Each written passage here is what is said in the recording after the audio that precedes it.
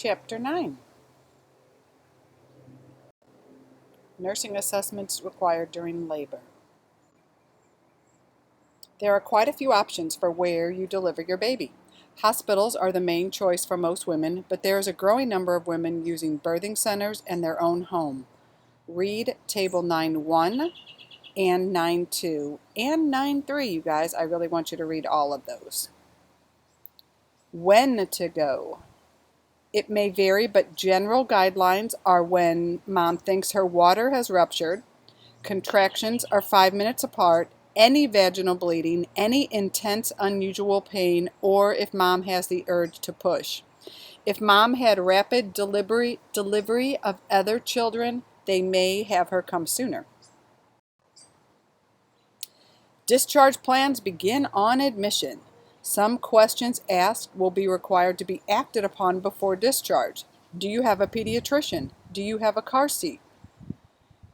These kind of things have to be answered and filled out before she goes home. Never leave a woman that is squirming on the chair or says she has the urge to push. She might be right. You might want to ask her if she has a birth plan. Think about the cultural considerations. Are men allowed in the room? Orthodox Jewish culture, man may stay in room but not allowed to touch the wife. Spanish men may not be in the room, as well as some Arabic cultures. No men are allowed. So you have to make sure no lab people, no doctors that come in to check, not even like a cleaning person. No males are allowed in the room at all. Some cultures want to take the placenta home, so you'll need to make arrangements for this. Some cultures are not allowed to cry out in pain. So as the nurse, you are going to be paying close attention to the female as she goes through this birthing process. Is she grimacing? Is she gripping the bed rail? Right? Are they going to do a cervical examination? What is the nurse checking for? Did the membranes rupture? They might want to use nitrazine paper, which turns purple with amniotic fluid but not with urine, or a Fern test. That is actually where they swab the vagina and the fluid is put on a slide, just like in science class, and they look at it. It actually has a fern leaf pattern. The fluid should be clear. There should be no meconium, which is poop, so it would be a dark brown or greenish color. They don't want it to be yellow. That might be a breakdown of red blood cells and incompatibility.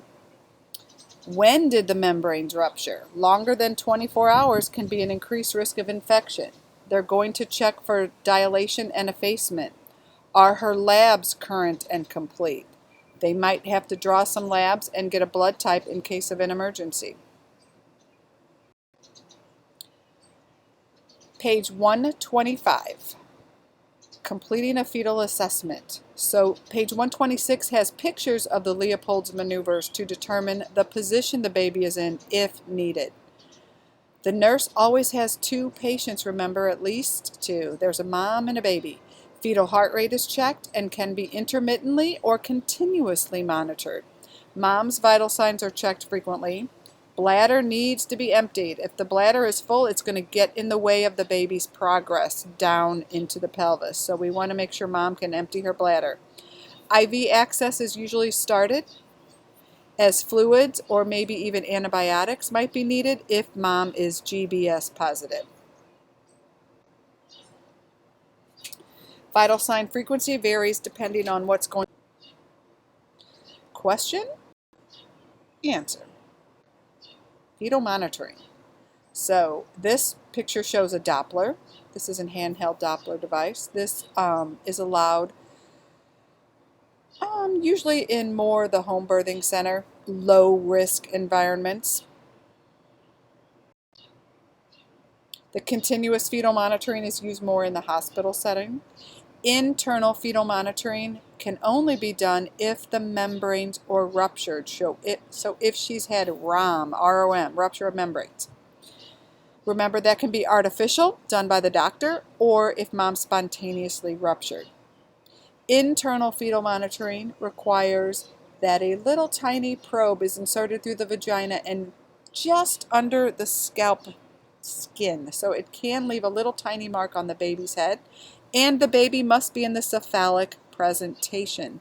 They're not going to put this in the baby's butt or feet. Some hospitals use a wireless monitoring system now. It's not quite as accurate. It has a lot of artifact, but there is wireless monitoring available now. The only real way to evaluate how a fetus is tolerating labor is by the fetal monitoring. So most doctors are going to require it. Why do we care if the baby's in distress? What does a heart rate deceleration indicate? We don't like decelerations, okay? So we are monitoring that heart rate. Remember, babies' baseline is 110 to 160, and variability is a good thing. We don't want to see just I don't want to call it a flat line, but we don't want to see hardly any movement in that line. So this slide shows you the bottom is mom's contractions and the top is the baby's heart rate, and that shows a lot of variability. If we have an acceleration, as you can see some accelerations on this strip, that's a good thing as long as it's a short period of time. That means baby is oxygenating well.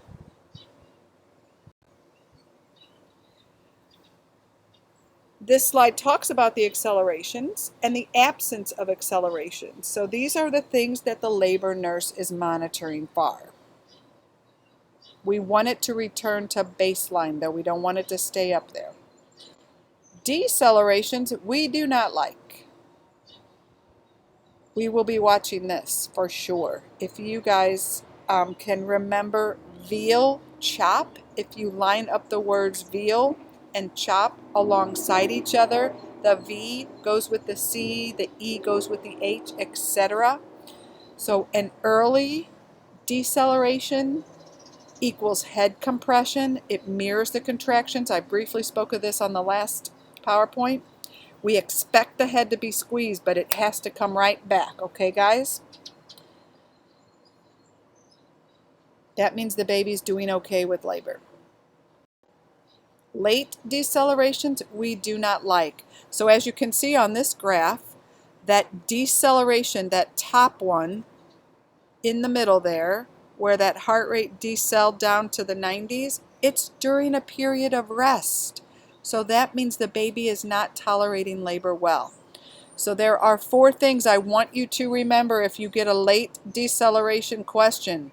We're going to turn mom on her side, usually they say left side, stop the Pitocin, saturate mom with some oxygen, give her a mask, give her 10 liters of oxygen, and give her a bolus of fluid. Keep the Pitocin out of it, but give her the fluid. Turn her on her side, stop the Pitocin, oxygen, fluids. That's what I want you to remember if you get a question about a late deceleration. And keep mom calm. That is very important. Variable decelerations. So these are all things that we're going to be monitoring for. This could be a cord compression, so they might be doing all the same things to mom as for a late deceleration, but they're going to definitely be moving her around to see if taking the pressure off the cord, it could be maybe alongside the head. So as the head is getting squeezed, the cord's getting squeezed. But maybe if they flip her, it might improve. So they're just going to be watching this for sure. If contractions start coming too fast, remember what we talked about earlier. We're going to stop the Pitocin. We don't want mom to have really fast, frequent, hard contractions. Mom can, if she didn't want Pitocin but she wants to speed up her labor, she can do nipple stimulation. That will release oxytocin also. There's just no control over how much her body is releasing. But if she had been doing that, they're going to ask her to stop that also. They might even need to give her a medication to stop the contractions. Question, answer.